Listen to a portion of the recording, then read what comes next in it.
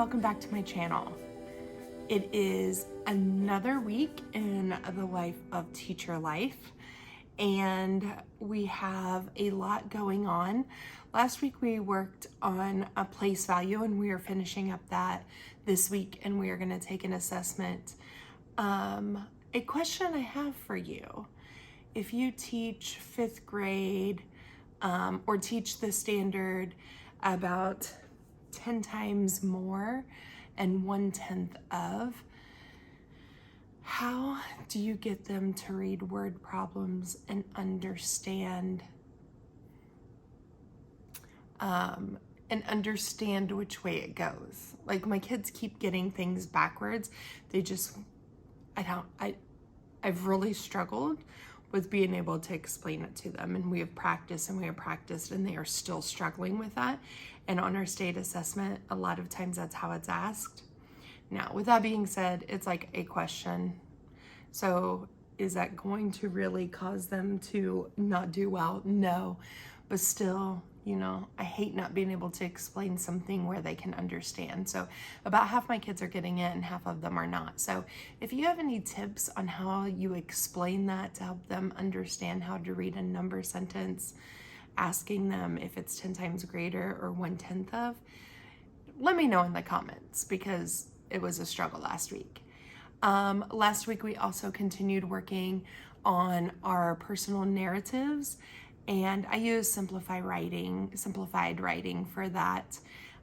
So I use her curriculum, and we have typed them out. We have a lot of work to do to see when it comes to revisions and editing and making sure that we have the different parts. So we're still working on that, and starting this week, maybe at the end of the week, depending on how that goes, we will get into a lot of our grammar and reviewing that, and soon incorporating mentor sentences. So I have always enjoyed doing those and having kids rewrite sentences. It's a really good skill, and they can start applying those in their writing, those good sentences that they see. So that will be coming up as well. In reading, we took an assessment over context clues and inference. We struggle a little bit as a team. We have scholastic reading for our curriculum, and we don't particularly enjoy it. We like to test individual skills, especially through the beginning, and then at the end incorporating assessments that have different skills. That's okay. However, what we struggle finding is that we don't have good assessments that test over a specific skill. Like, all the assessments that we have through our curriculum, or that, you know, we've had from older curriculums, are combined skills. And we want to really focus on those skills that are most important. And in doing that, the assessments we have don't really work. Like, I don't want them reading 3 different passages to answer 3 questions on inferencing. So we really struggle with that. If you have a resource that you use that can test, you know, on specific skills, and we would like to have multiple tests, we try and teach explicitly each skill that we think is most necessary twice. So we'd need at least 2, but also if they don't get it, having, you know, if it's possible, you know, 2 assessments would be great. If it's possible to have 3 or 4 on one skill, that would be fabulous. So if you have any resources that you really enjoy using, drop them below in the comments, please. Social studies, we are in our Native American units, and we haven't really done too much there. We've been practicing, you know, text features. We've also been just practicing how the magazine is set up and where would you go and look for questions and stuff like that. So nothing too exciting there. So here is a little bit of video from last week. Wait,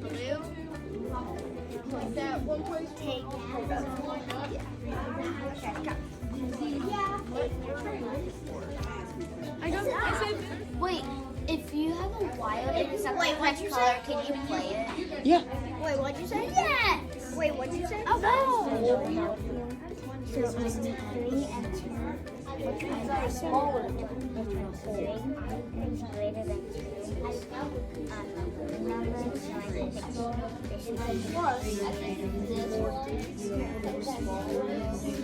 I think this is nothing there to be worse. It's not worth anything, so it's exactly the same numbers. Yeah, it is because it's not working. Because the zeros aren't worth anything except if you go like this. So our first step is line up your decimals. So what we do is we come to the side here, and we write 1 5/10, and then under it, we write 1 and 45. These boards, I love them. I have obviously not done a good job with putting up my writing posters. I should probably do that soon, especially with the editing coming up, and so those are up there. However, they do have all of these same resources in digital form on their slides that they could just click on and go to, so they have it right in front of them. So you can see in math that we have been working on place value and talking about number forms, comparing numbers, putting them in order, using up to the thousandths and decimal. In reading, we worked a lot on talking about characters and setting and inferring characters' feelings and how they impact the plot, and just inferring in general. Context clues is always so difficult for kids. Even though we talk about it every single day in every subject, we did it a lot with social studies as well. But this is getting ready to change because we just took this assessment. So I will start putting up things with main ideas starting today. And again, I have not been good with these 3 things. So, you know, life of a teacher. We will get there. These are done because they're from last year. So these are new things that I had put up this year. So anyway, this is what we are working on today. So you can see that it is August 29th. And we are going to work on revising that narrative. We will talk about main idea and Greek and Latin roots, but their homework will just be a comprehension worksheet. And we're reviewing for our test on Wednesday today, and we will start a new social studies. Our social studies are magazines, so each week they have a new one, so we will read some of that. Have you ever read this book? I try and read when kids are silent reading. We do have a chunk of time for that. I think it's important to have that within our school day. So I'm not getting very far. I'm gonna have to take that home eventually once I get on my teacher schedule. And this is just even numbers today, get the chairs. Because I have chairs up front that you have probably seen in some of my videos, and this is my whole group area, so they alternate. One day odd gets chairs, one day even gets chairs, and so I have enough for half my class to be able to do that. Ones is a pair that separates the ones and the tens in a decimal number. Make sure that when you choose your answers, you're giving reasons why. You take turns answering, but you might say, I think number 3 is hundredths because, and give your reason why you think that.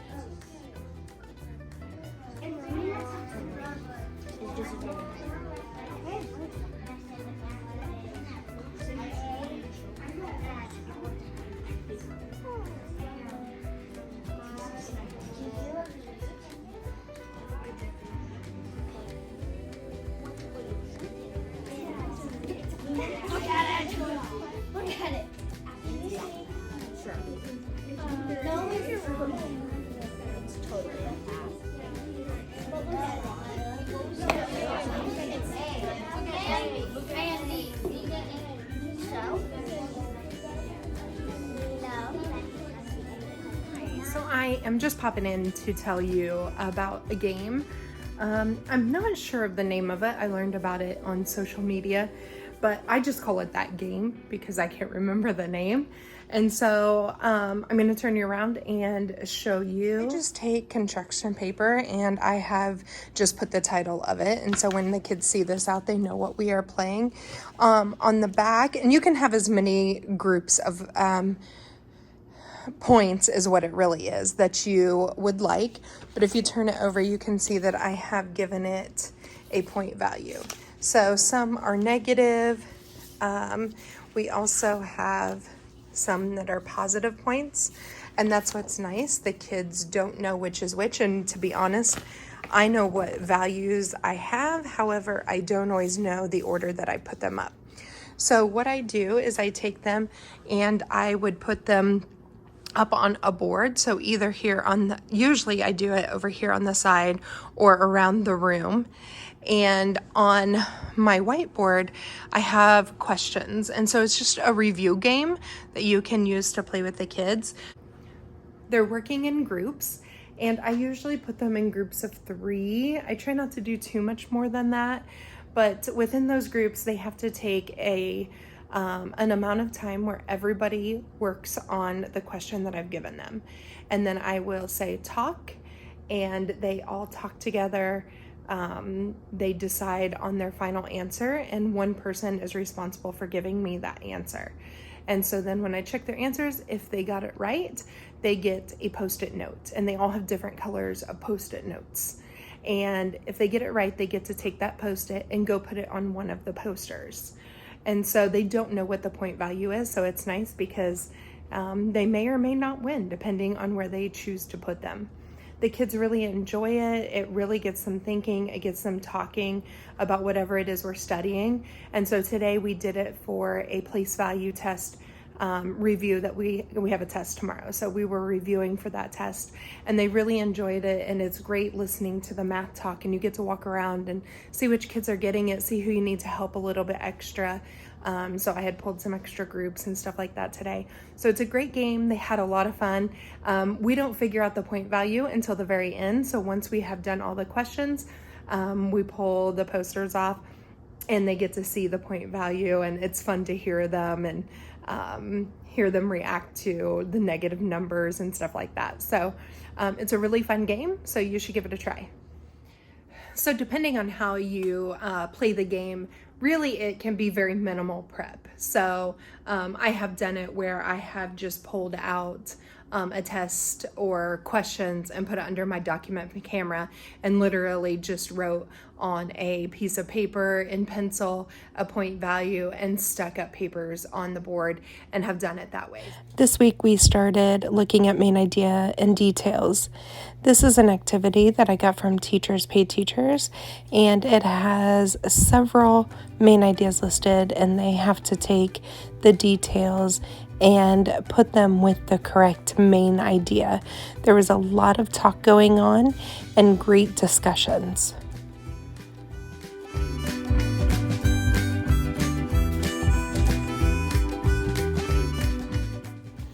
We had our first show and tell this week. Students are able to purchase show and tell through Class Dojo point system. I really enjoyed seeing him excited about his skateboard and sharing it with his friends. I hope you enjoyed the video this week. If you did, please make sure that you like and subscribe and join us next week for our next video.